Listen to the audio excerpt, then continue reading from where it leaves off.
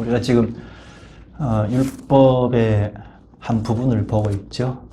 이스라엘 백성들이 하나님의 구원의 손길로 출애굽해서 시내산 아래에 당도에 있을 때 10마디 계명을 주시고 또 실제적으로 그 계명을 잘 지킬 수 있도록 아주 쉽게 풀어서 내려주신 그것이 율법이죠. 율법의 한 부분인 절기, 날을 제정한 것을 보고 있습니다.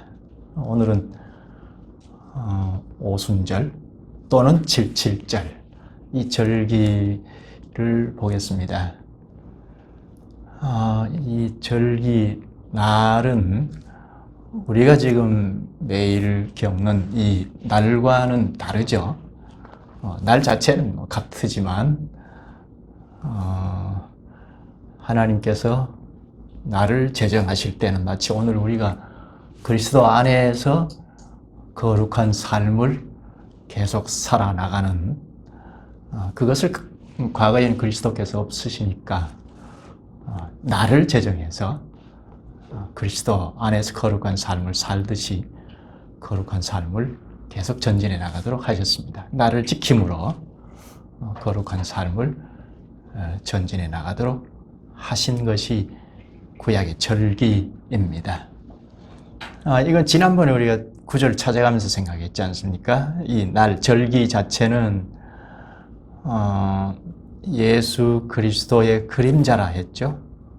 오늘 우리가 그리스도 안에서 거룩한 삶을 이렇게 발자취를 내딛고 가듯이 그 그리스도가 저 멀리서 이렇게 그림자로 비춰서 그게 구약의 절기라는 말이죠. 그래서 절기 안에서 절기를 지킴으로 삼위 하나님과 교제하고, 당신은 삼위 하나님이 확 드러난 것은 아니지만 하나님과 교제하고 하나님의 백성으로 거룩한 발자취를 내딛고 살아갈 수 있도록 하셨습니다.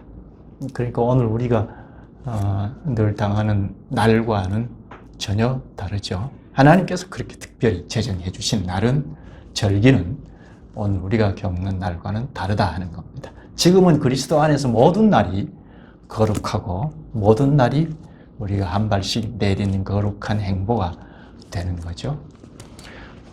오늘 본문은 칠칠절 또는 오순절에 관한 절기입니다. 이 절기가 오늘 우리에게는 무엇을 가르쳐 주는 것인지 말씀을 듣겠습니다. 우선 오순절, 칠칠절, 이 용어부터 좀 짚을까요? 이미 우리가 알고 있는 내용인데요. 지난번에 생각한 초실절, 이거는 첫 열매를 하나님 앞에 바치면서 제사하는 절기라고 했죠. 당시에 첫 열매는 보리 추수하기 직전에 보리 한 단이죠.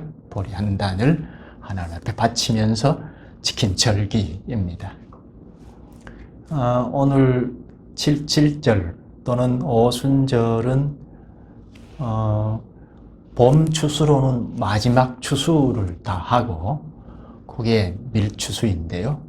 밀추수를 다 하고 밀떡을 만들어서 주님께 바치면서 제사하는, 그게 오순절의 핵심이죠. 그런데 이 오순절 할 때는 초실절부터 시작이 되는데, 초실절부터 시작하여 50일째 되는 날이라고 해서 오순절이라고 합니다. 이게 신약 용어인데요. 헬라어로 오순, 요게 정착이 되어서 오순절이라고 합니다. 그리고 칠칠절이 있죠. 이건 초실절, 첫 열매를 바치면서 하나님 앞에 예배했던 초실절부터 계산해서 7번 안식일 이튿날, 그러니까 한 주가 7일이잖아요. 근데 7주, 7 안식일, 그러니까 7, 그 이튿날 50일째죠. 7, 7이 49 해서 그 이튿날이니까 이걸로 이제 77절이라고 하게 됐습니다. 그리고 출애굽기 23장 16절에는 맥추절로 번역했는데요. 맥추, 맥은 보리맥자인데 이때 추수는 보리추수가 아니고 밀추수이잖아요. 그러니까 번역이 조금 잘못됐나 싶어요. 이때 드린 제사를 좀 보죠. 제사. 17절을 보면 떡 2개를 가져다가 흔들진이 하는데요. 햇곡식. 이때는 밀추수를 한 다음 밀떡을 만들어서 흔들어서 바쳤다 는 겁니다. 소재인데 떡을 만들어서 흔들어서 바쳤다 합니다. 18절에는 번제를 드리고 또 전제도 함께 부어서 바친다 합니다. 전제는 포도주를 부어서 바치는 걸 말하죠. 요 번제물을 보면 18절에 어린 양 7마리, 수소 1마리, 순양 2마리. 이게 번제로 드릴 제물이죠. 번제를 드릴 때 곡식제물과 함께 부어드리는 전제도 함께 바치라 하셨습니다. 이렇게 번제를 드리고, 그리고 19절을 볼까요? 또 순념소 하나로 속죄제를 드리며 1년 된 어린 순양 2마리를 화목제물로 드릴 것이요. 여기 속죄제 또 화목제 이야기하죠. 그러면 앞에 번제, 소제는 물론이고 번제, 속죄제, 화목제 이렇게 함께 드리죠. 번제, 소제, 화목제. 17절을 보면은 소제를 흔들어서 바치라는 걸 말하는데 떡 2개를 소제로 드린다 했고, 만드는 방식을 보면 중간에 고운 가루에 누룩을 넣어서 구운 것이요 합니다. 보통 절기 때에 누룩을 넣어서 바치지 않잖아요. 보통 절기 때는 누룩을 다 쓰지 말게 하셨죠. 6월절, 무교절 같은 경우는 일주일 내내 누룩을 일체 가까이 하지 않도록 하셨지 않습니까? 또 소제를 바칠 때는 대개 누룩을 넣지 않고 바치게 하셨는데, 그런데 여기 오순절 때에는 누룩을 넣은 떡을 바치라 합니다. 왜 그랬을까요? 아마 추수를 다 하고 곡물을 다 거둬들이고 하나님께서 이 농사의 추수를 다 하게 하셨으니까 하나님께 감사하면서 기쁨으로 예배하는 날이기 때문에 누룩에 신경 쓰지 말고 기뻐하라, 그런 뜻이겠다 싶어요. 21절을 보면 이날에 너희는 너희 중에 성회를 공포하고 어떤 노동도 하지 말지니 이는 너희가 그 거주하는 각처에서 대대로 지킬 영원한 규례니라. 어떤 노동도 하지 말라, 대대로 지킬 영원한 규례라 합니다. 어떤 노동도 하지 말라. 절기 때는 다 노동을 못하게 하셨죠. 노동을 중단하라. 여기 성회로 모여라. 성회는 거룩한 소집이죠. 교회를 말하죠. 노동을 중단한다. 왜죠? 우리가 얼른 알기 쉬운 것은 모든 걸 뒤로 하고 하나님 면전에 서는 거여서 그렇죠. 하나님 앞에 교회로 공적으로 연합하는 때이기 때문에 모든 걸 뒤로 하자, 노동 중단하자 한 겁니다. 하나님과 밀접한 교제를 하자는 거죠. 하나님과 교제하는 데서 하나님의 형상의 비침을 받아서 우리가 형상이 회복이 되고, 그렇게 하나님과 교제하고 예배할 때 하나님께서 그 예배를 받으시고 말씀을 하시죠. 이렇게 주고받고 하면서 점점 거룩하게 전진해 나가도록 하신 것입니다. 노동을 다 중단하라. 그래서 당시 백성들은 주님이 주신 농산물을 주께서 주셨다 하고 드리면서 기뻐하고 축제를 합니다. 누룩에 전혀 신경 쓰지 않고 마음껏 기뻐하고 축제합니다. 그런데 여기 본문을 잘 보면 희생 제물이 또 있죠. 희생 제사는 항상 죄 때문에 있는 거잖아요. 속죄제가 그거죠. 기뻐하며 주 앞에 모이는 날이라도 죄 사함은 반드시 있어야 하겠다는 거죠. 죄 사함이 없으면 하나님 앞에 서는 것 자체가 안 되니까 희생 제물이 필요하다는 겁니다. 그리고 이때 또 주님은 가난한 자들도 돌아보게 하셨습니다. 22절이죠. 볼까요? 너희 땅에 곡물을 벨 때에 반 모퉁이까지 다 베지 말며 떨어진 것을 줍지 말고 그것을 가난한 자와 고르민을 위하여 남겨두라. 나는 너희의 하나님 여호와이니라. 추수할 때 다 베지 말라. 떨어진 것을 줍지 말라. 남겨두라 하죠. 왜죠? 왜? 반 모퉁이 걸 다 베지 마라. 또 추수하다가 떨어진 건 줍지 마라 하십니다. 그것은 가난한 자와 여기 보면 거류민을 위하여 남겨두라. 타국인 나그네 가난한 자들을 위하여 남겨두라. 기쁘게 축제하면서 하나님을 뵙고 공동체가 기쁨으로 예배하는 날이라도 약자들, 가난한 자들을 꼭 생각하라 하는 거죠. 우리가 기뻐하는 일에 그런 상황에 퐁당 빠지면 연약한 자들, 사회적인 약자들, 가난한 자들을 전혀 생각하지 못하잖아요. 이게 우리의 약점이죠. 그런데 하나님께서 말씀으로 상기시켜 주십니다. 기뻐하지만 가난한 자들과 함께 기뻐하도록 하신 것입니다. 여기 오순절에서 강조점은 추수할 수 있도록 하나님이 주장하시고 은혜를 베푸신 것을 감사하는 것. 이게 강조점이죠. 그래서 추수한 곡식으로 떡을 만들어서 바치면서 제사합니다. 초실절 때는 첫 열매를 주님 앞에 바치면서 제사했죠. 모든 것이 하나님의 것입니다 하고 표시하면서 대표로 첫 열매를 바쳤죠. 그럼 이제 밭에 있는 그 추수할 밭의 곡식은 하나님의 것이죠.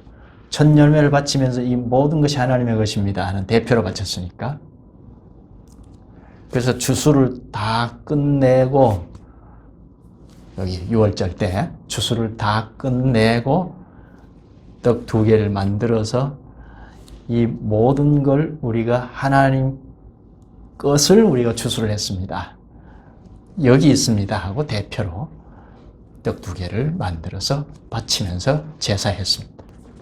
요거는 그저 막연한 생각으로 하나님의 것입니다. 우리 하나님의 것을 추수했습니다. 하나님의 것입니다. 이렇게 표시하는 정도가 아니고 과연 이 모든 것이 하나님의 것입니다 하면서 고백하면서 예배하게 합니다.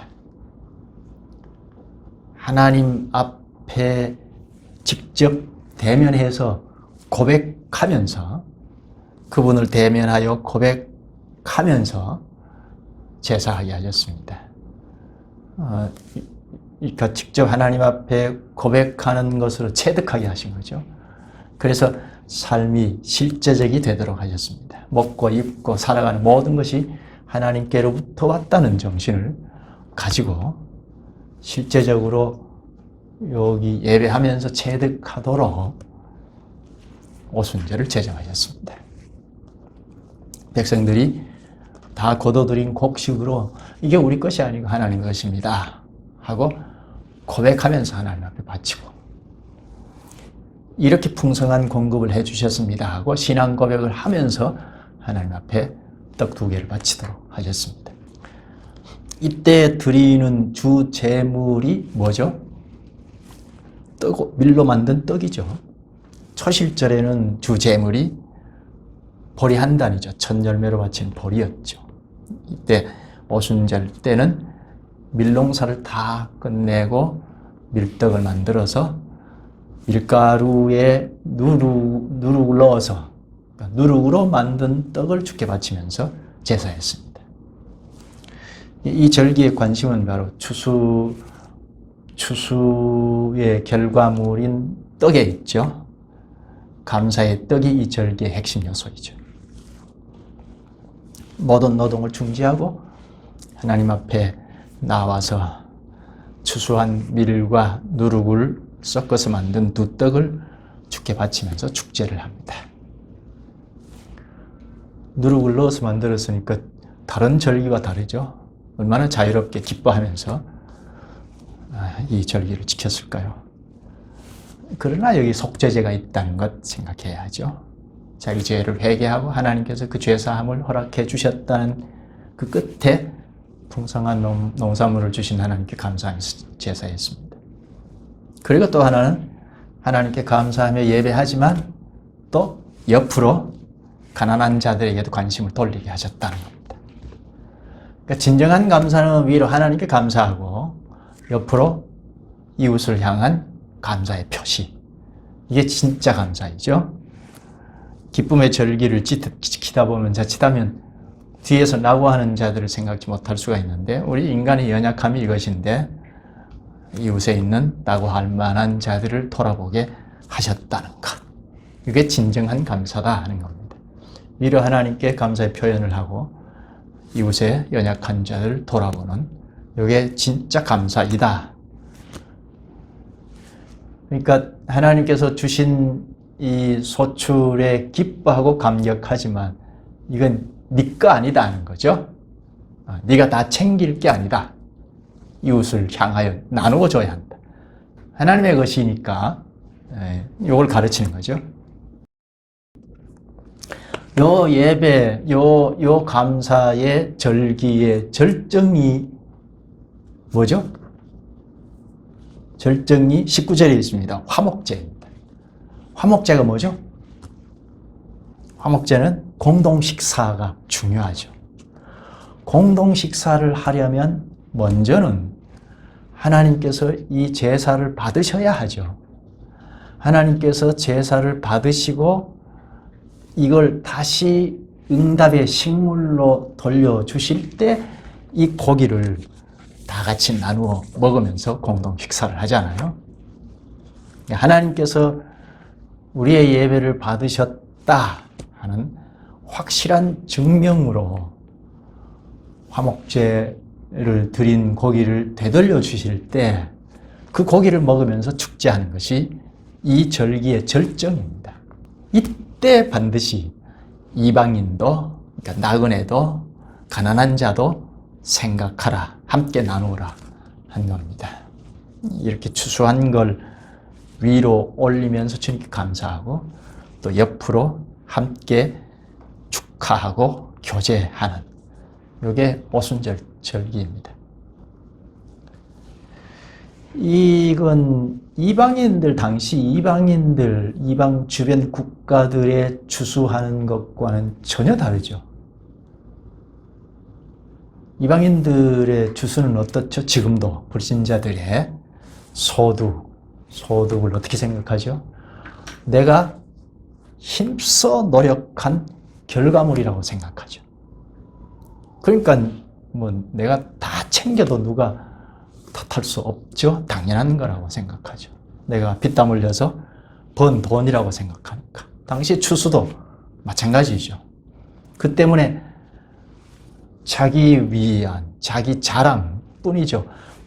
혹시 이웃을 돌아본다 하더라도 불신자들도 일반 은총을 잘 받은 사람들은 이웃을 향하죠. 이웃을 돌아보고 나누어 먹고 하는데 거기도 내면에는 자기 자랑, 자기 위안이 있죠. 하나님은 전혀 생각할 수 없는. 그게 이방인들의 추수 방식이었는데 그러나 이 하나님의 백성들은 전혀 달랐다 하는 겁니다. 추수할 때 벌써 모퉁이는 그냥 남겨두라. 당신은 먹고 살기가 참 어려운 때였습니다. 근데 모퉁이를 남겨둔다는 거 있을 수 없고 떨어진 이삭을 안 줍는다는 것이 있을 수 없는데 하나님은 남겨두라. 떨어진 이삭을 줍지 말아라 한 겁니다. 불신자들은 다 거둬들이죠. 남기는 법이 없죠. 그게 성실한 위치에 있는 자이잖아요. 그러나 하나님께서는 그렇게 하지 말라. 이웃을 돌아보라 하셨습니다. 그리고 떡을 만들어서 제사하고 화목제를 드리고 다시 하나님께서 돌려주시면 이걸 가지고 공동 식사를 합니다. 이웃도 초청하여 하나님을 자랑합니다. 불신자들은 많은 소출을 가지고 나누어 갖지만 자기 자랑이죠. 그러나 신자들은 나누어 가질 때 하나님을 자랑합니다. 위로 하나님께서 주장하셔서 추수하게 하신 건 전혀 생각도 못하죠. 추수한 것을 쌓아두고 배부르다 하고 자기 만족에 도취되어 있는 게 불신자들이죠. 이걸 신약에 와서 예수님께서도 지적을 하셨습니다. 읽어보겠습니다. 누가복음 12장 19절에서 20절. 또 내가 내 영혼에게 이르되 영혼아 여러 해 쓸 물건을 많이 쌓아두었으니 평안히 쉬고 먹고 마시고 즐거워하자 하리라 하되 하나님은 이르시되 어리석은 자여 오늘 밤에 네 영혼을 도로 찾으리니 그러면 내 준비한 것이 누구의 것이 되겠느냐 하셨으니 자기를 위하여 재물을 쌓아두고 하나님께 대하여 부요하지 못한 자가 이와 같으니라. 여기는 불신자의 생애를 이렇게 꼬집은 거죠. 물론 그걸 범죄라고 단정할 수는 없죠. 그러나 하나님 나라 사람들이 하는 것은 아니다 하는 겁니다. 하나님의 섭리에 감사하며 기뻐하지만 이웃을 외면하지 않는, 이게 하나님 나라 사람들이 하는 일이죠. 절기를 통하여 이렇게 하나님 은혜에 감사하고 이웃도 돌아보게 하셨습니다. 신약 히브리서 13장 15절 16절은 우리가 잘 아는 말씀인데 가난한 자들과 함께 나누는 것이 주께 드리는 제사라 했습니다. 구약의 모든 절기는 그리스도께로 향해 있다는 걸 우리가 잘 압니다. 구약의 모든 절기가 그리스도를 향해 있죠. 유월절, 무교절 이미 우리가 배웠는데 유월절, 무교절 이건 유월절이 왜 발생이 됐죠? 어린 양이 죽은 그 피를 좌우 문설주에 바름으로 유월해서 애굽에서 나올 수 있었잖아요. 어린 양의 희생의 제사, 이게 유월절이 발생된 거죠. 그러니까 유월절은 어린 양의 희생의 실체, 어린 양으로 죽으신 예수 그리스도를 향해 있다는 겁니다. 초실절은 죽으신 그 그리스도께서 부활하셨다는 부활에 향해 있죠. 지난번에 보았죠. 오늘 오순절은 그리스도께서 부활하신 이후에 정확히 50일째 되는 날, 그러니까 40일 동안 지상사역을 다 끝내고 하늘에 오르신 이후에 한 10일 후에 성령 하나님을 보내주셨지 않습니까? 그러니까 그리스도께서 부활하신 이후 50일째 되는 날 성령을 주셨다는, 이게 오순절이에요. 신약에 오면 오순절날 성령이 강림했지 않습니까? 사도행전 2장에 있죠. 그러니까 오순절은 그리스도께서 부활하신 이후에 50일째 되는 신약의 오순절을 향하고 있죠. 오순절은 우리가 잘 알고 있는 것처럼 성령께서 공식적으로 강림하신 날이라고 그러죠. 날이라는 것을 알 수 있죠. 사도행전 2장에 보면 50일째 되는 날 성령께서 공식적으로 강림하셔서 불러 모으셨죠. 사도행전 2장 1절부터 보면 오순절날이 이미 이름에 그들이 다 같이 한 곳에 모였더니, 오순절날이 이미 이름에, 요거는 오순절의 성취의 때가 됐다는 선언입니다. 그 때문에 그들이 다 같이 한 곳에 모였더니 합니다. 이렇게 모인 곳에 성령 하나님이 공적으로 강림하셨죠. 성령께서 불같이 강림하셨습니다. 현상도 같이 동반이 됐죠. 과연 하나님께서 여기에 우리에게 임재하셨다는 것을 눈으로 볼 수 있도록 하셨습니다. 2절부터 계속 쭉 이어서 보면 성령 강림과 함께 희한한 현상이 동반이 됐습니다. 이게 어찌 됨이냐? 이렇게 할 때 베드로가 성령 강림과 관련해서 대답하는 설교를 길게 하죠. 이것은 오순절의 성취의 일입니다. 구약의 오순절은 성령 강림으로 성취가 됐죠. 그러니까 구약의 오순절 절기가 예수 그리스도께서 부활하시고 50일째 되는 오순절을 향해 있다는 것 알 수 있죠. 그리스도의 부활로서 초실절이 성취되었듯이 그리스도의 부활 후 50일이 되어서 성령이 강림하심으로 구약의 오순절이 성취가 되었습니다. 오순절이 성취가 되자 발생된 것이 있죠. 뭐죠? 성령께서 강림하심으로 성령이 이렇게 강림했다 하는 것과 관계된 설교를 길게 하면서 결과로 출범이 된 게 신약의 교회이죠. 이 일을 바울은 해석하여 말하는데요. 고린도전서 12장 12절에서 13절입니다. 몸은 하나인데 많은 지체가 있고 몸에 지체가 많으나 한 몸임과 같이 그리스도도 그러하니라.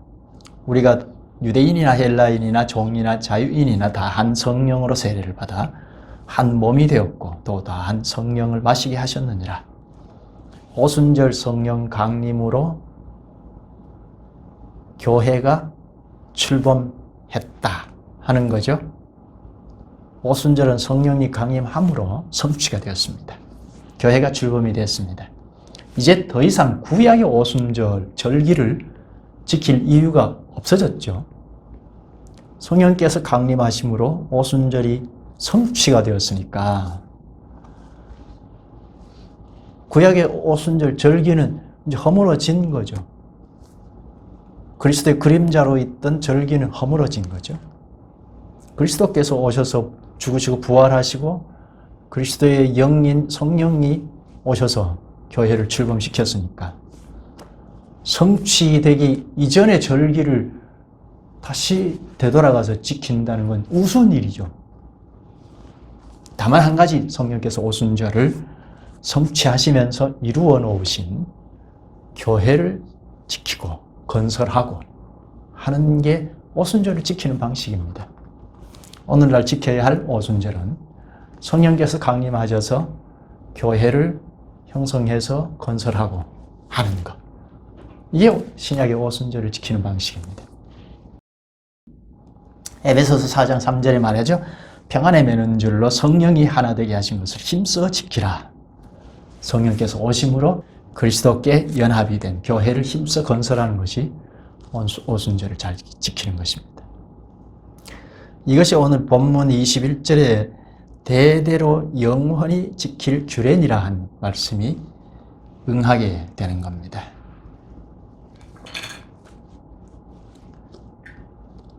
구약 교회가 절기를 지키면서 점점 거룩한 삶을 살았듯이 오늘은 그리스도의 교회를 지키고 건설하는 데서 점점 더 거룩한 삶을 살아갑니다.